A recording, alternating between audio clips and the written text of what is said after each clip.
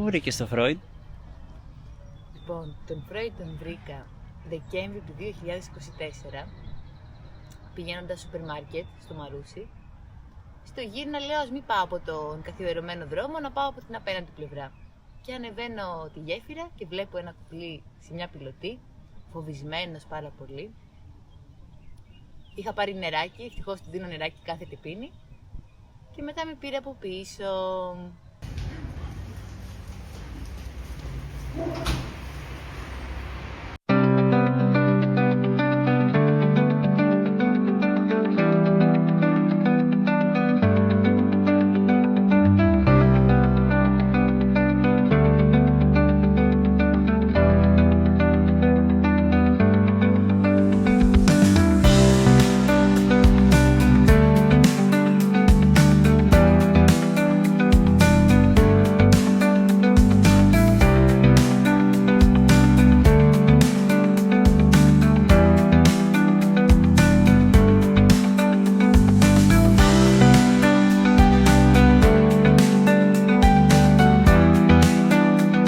Πήγαμε στο αμάξι μου, τον έβαλα μέσα, πήγαμε σε κτηνίατρο να δούμε αν έχει τσιπάκι, δεν είχε τίποτα.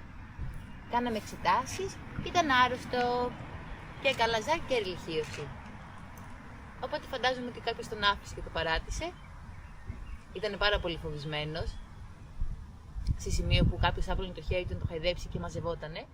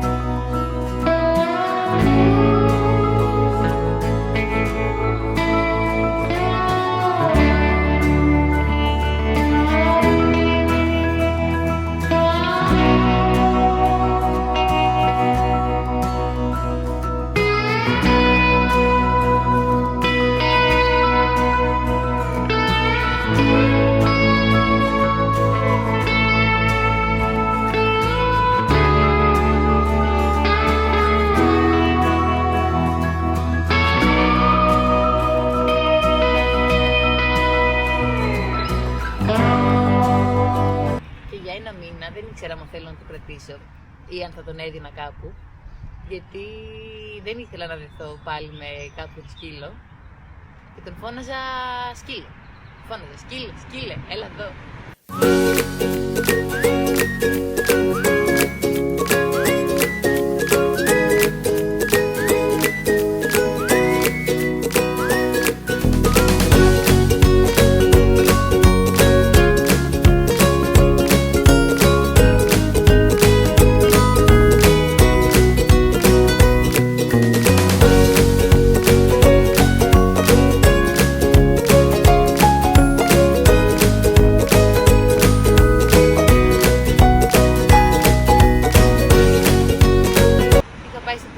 Και μου λέει καλά, μου λέει εντάξει, ντροπή, βγάλ του ένα όνομα.